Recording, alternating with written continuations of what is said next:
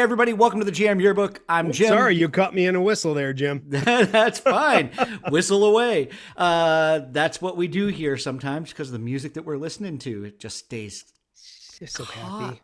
in our It's just so heads. happy. Yeah, it just goes round and round and round. So we're here again to talk to you about the three songs that we've each chosen to give you as new music that we found. We're not You going to should check always out. keep going on, but we are here to prove that you can be 50 plus years old and still find good new music out there. That whole philosophy that it doesn't exist anymore is wrong. It's false. It is absolutely. And Matt is going to tell you the first song that you should go check out. Oh, I am. I will start with Mock Media, Mock City Rock. I sent this to you Mm-hmm. a few weeks ago, and I was like, wait a second. I could have swore this was Pottery at first, a Yeah, band I that remember we that. Yeah, liked you a said long that. time ago. Yep. And then I did some digging, and Austin Boylan from Pottery is in this band. And that Oh, you didn't tell me completely, totally, that. I was saving it for today. That Thanks. completely explains why it sounded like Pottery. It's got uh it's got the Talking Heads. I get a little bit of Franz Ferdinand. There's some Clash in there towards the Mm, middle eight part of it. In the bridge, there's this uh 70s UK grit with there's a punk edge to it. It's it's it piques my interest so much. It just gets in my head, and I just Mock City Rock, and I just start walking, and then I start riding my bike, and I'm in happy land. Yeah, I this love is that song. it's a great playlist song. It Oh really had, yeah, yeah, yeah, just one of yeah, those yeah. songs that even if it's not going to be a big smash hit, it just belongs on a playlist for people out there who are looking for something to It listen to or have that they're going to enjoy. I keeps the sent you, energy up. yeah, I sent you a message that said it sounds like the Talking Heads had a love child with Devo and maybe had a little bit of television DNA thrown in there, but Oh yeah, you're, there's a whole orgy going oh on yeah, it is here. that You can that's just pick out so many that late things. 70s early 80s new wave rock music is just really solid in that sound. But you're right, I'd forgotten about the Clash because that was, I mean, I think there's a part of the song where I'm just kind of like Dun dun this, dun yeah, it dun. sounds Yeah, just like, but you're thinking it's going into London Calling, yeah, and they should totally do that live. they could do that live without a problem. Then maybe they do. I kind of like that though, and I like how bands aren't afraid. You know, there's ripping off something intentionally, and then there's having influences or Yeah. having, different parts of your songs. You know, when we were young and we were playing music, we definitely said, "Hey, let's play this part like this," and we were borrowing because that's how Yeah. music, just kind of grows organically. It's all going to be based on something that you've listened to Mhm. before, and yeah, man, it's a great song. So put it on a playlist. It Yeah, belongs please there. do. Yeah. And check out Pottery if you're wondering what the fuck is Matt talking about. Pottery, great Canadian, Montreal band. And a good band. All right, so I'm going to start with a band called Yard Act, and their song is called New Beginnings. I've actually tried Yard Act a few times for the show, listened to some of their back catalog, and I think it can sometimes take a few songs from a band to kind of hook you in. And that's what this song did. I really thought that I had a 90 throwback, early alternative music sound that was going on, but with a I don't know, like a modern take. The intro almost sounds like it's going to come in as a dance song, and then it breaks Okay, off, yeah, I see. I hear into that. something different. But yeah, I just if this is what indie rock bands are going to come out and sound like today, I have no problem with this. It sounded really cool. If you like it, you like it, Yeah, right? I like. I'm not putting it down. I like the song. It had me thinking of like Mellow Gold era Beck yeah, at yeah, times, especially in the yeah. beginning. I'm like, oh, and I dig that era of Mm-hmm. Beck. Mm-hmm. There's not too many eras of Beck I don't like. Yeah, Yard Act. That was a great song. I really enjoyed it. It's another playlist song. Just put it on there, and it kind of just it it fits my mood today. Yeah, I think we synced up well this time around, Yeah, even with some of the unfortunately differences we that we did. have in the sound, because One of these days we'll argue.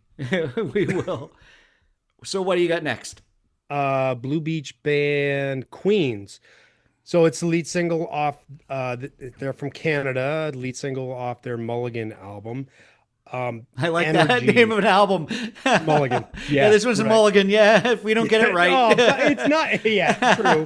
Okay, but the album isn't a mulligan. It's a really fun album. And check out the video for Queens. It's got this 80s fitness era vibe going on. Each member's got their own color with the headband and everything. It's funny And you say there's- that because the guitar riff in this sounds like the MTV ad from the 1980s. It's really close to like dun dun dun dun totally. Yeah. Oh my God. Yeah. It completely does it, and it's got this chant like chorus with the go go go go make more take Yeah. that you will feel compelled to just participate in. Great energy. Again, that seems to be like in the last few years what is driving me with like just uplifting energy that I want in my music. So yeah. Yeah, I liked it. Movie It was good. fan. It was a lot of fun. And I did go and watch the music video as well because when I brought it up on Spotify and it shows like you can watch the music video and I saw all these guys kind of in Jane Fonda workout outfits. I was like, I got to go take a look at this and see what it's like. And I liked it. It's good. Barbarella? No, Barbarella was like the 60s, man. Yeah. I know. I threw him off, folks. I do that. You don't see it on the show very often, but when we're just talking before, I'll have some snide, sarcastic remark that Yes. just gets him off track. Yep. And I've watched enough film to know that Jane Fonda's been in more than Barbarella.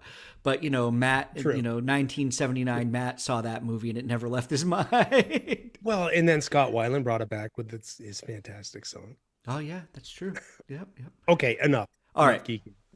So I am going to go next with a collaboration song by Everything Everything is Recorded with Peter Gabriel and IDK. I don't really know who everybody is amongst this. I know who Peter Gabriel is. Yeah. Because we are old. The song is called Beyond the Brilliant Haze.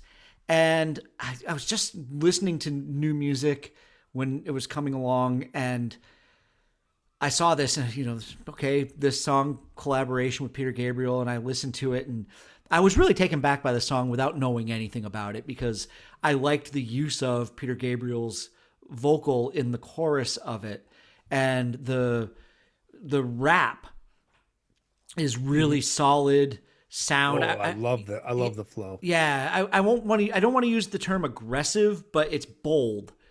Yes. It's very It's a good way to put it. Yeah, it's very solid, and it's one of those songs that I listened to. I didn't put it on our playlist, and then I had to go back and listen to it again because I just was so drawn to it. And I was like, yeah, no, this belongs on the playlist, and people should hear this.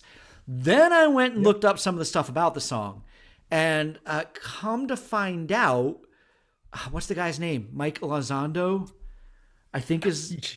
You're gonna make me Google it. I sent it to you in a message, at one point. But I think it was Mike Elizondo is the name of the guy who mixed it at Peter Gabriel's request, and he was the writer or one of the co-writers, producers of The Real Slim Shady, 50 Cent in the Club. He's a protege or was a protege of Dr. Dre back in the day, and there was the producer. Richard Russell. Yes. Yep. You looked up some of this as well. Yeah, he produced Peter Gabriel's IO album back in 23. Okay, and that album So you start putting the red yarn together and how it's like, how would Peter Gabriel ever get with this? Well, you kind of know because there are relationships that we don't know about. Yeah, and I'm gonna guess IDK is probably the rapper on it. This is where we are going to sound so out of our elements. And Everything is Recorded is probably the person who put the music together, created the hook, and then Peter Gabriel's. I think bit it's like a comes in. pseudonym of Richard Russell, kind of putting everything together. Okay, I do like that though. Everything is Recorded. I think that's a cool name. This, but your assessment kind of agreed with mine. Again, it's like at first I'm like, well, I don't sometimes when there's like a rap and a singer, a rap and a singer, it's like, oh, I'm so tired of that. But then there is something in the rap that I'm glad you said, what was the word that you used? It wasn't aggressive, It was bold. bold. It was bold. Because he starts talking about love and I'm like, oh, that's a little aggressive for love. And I'm Mm. I'm making jokes in my head and I'm like, bold is the better way to put it because an Well, expression of love can be almost in the same way that Del the Funky Homo Sapien raps, because he's got okay. a bold voice like that, but not aggressive. Yeah, it's bold. It's The not. voices don't though they don't sound anything No, they're alike, nothing people. alike. But No, yeah, nope. It kind of when it kind of came on, it kind of gave me Kanye vibes a little bit okay, musically and everything like that. But yeah, this was I really like that song. cool, cool. All right, so what's your next one? My third and my last is it's a Motown revival Oh yeah, it is. type song, right? Jalen and Gonda, Hmm. Burning Temptation, and I said it right looking at my notes because I did a little joke in my head earlier. I'll explain it in a little bit. Uh, I loved this song and I love what it's doing for my algorithm because I listen to this album and the whole thing is just friggin' spectacular.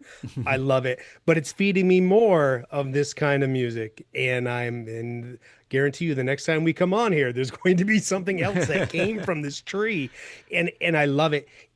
What I really appreciate about Motown is the sound. Hmm. And this wasn't recorded, in a large room with all the instruments there playing at the same time, but it sounds like it. It sounds like it was recorded in a room where the instruments were given room to grow and breathe and talk to each other and microphone bleed over.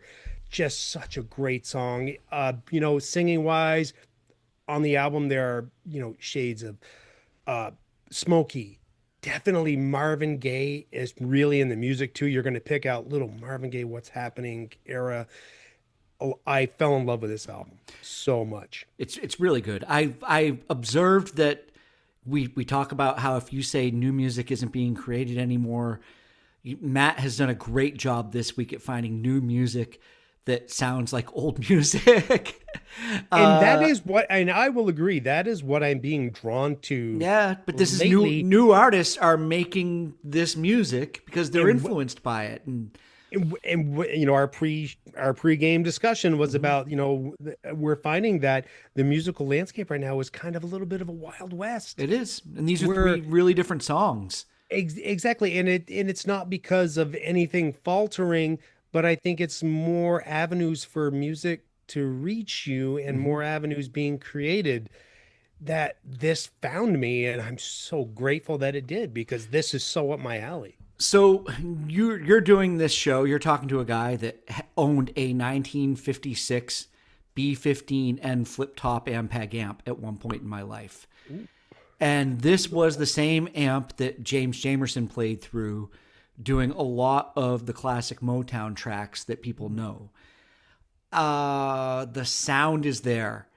The 100%. bass sound, it just is so. When I was listening to it, I appreciated it, enjoyed it so much, and it would have just been copycatting. So I wanted it to have a Jamerson playing sound going because Jamerson Mhm. was busy.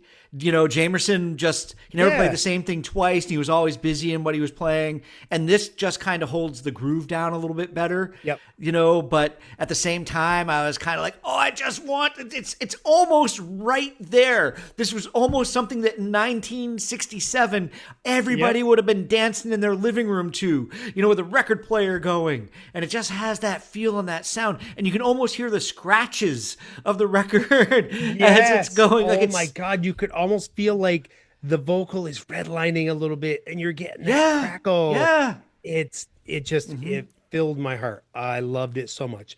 But to get back to what I was saying at the beginning of this, do not do what I did and start singing Burning Sensation because the lyrics No. after 5 long years to recover, Burning Sensation after you get out of a 5-year relationship, Burning Sensation, not a Yeah, good not a vision to good have in thing. your head. No, It's no. not an STD song at It's all. yeah, it's not healthy. It's not. Not at all.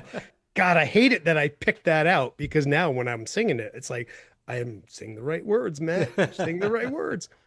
That's just me being an idiot. So, Jim, it's your job to kind of wrap up this. So Yes. I had a song by a band called Sophie. I actually took it off the playlist, so I don't have it in front of me now. I thought you were going to, because I know what kind of drove you to this. Well, This is kind of your Haley Williams territory. that might be coming up down the road here. So we'll get to maybe Okay. Haley Williams in another show. But I was drawn to it, but then Good honorable mention. I just kind of felt that it wasn't. I went back to it, and it didn't inspire me to It's bring chill. it to the show. It was chill. It was very chill. It But fits the mood, though. The song that I've been listening to for the past 2 or 3 weeks since I discovered it, I was like, wait a minute, this is my summer song. And if I'm going to have this show come out in July, Oh my God, I can't believe you just said that. Yeah. I need to have my summer song out there. Maybe people can pick up on it and hear it in time while there's still some good weather. Because this song belongs on the beach. It belongs on a boat. It belongs at a barbecue. It belongs everywhere you are this summer. It's by a guy. I don't know who these guys are. Once again, we're old.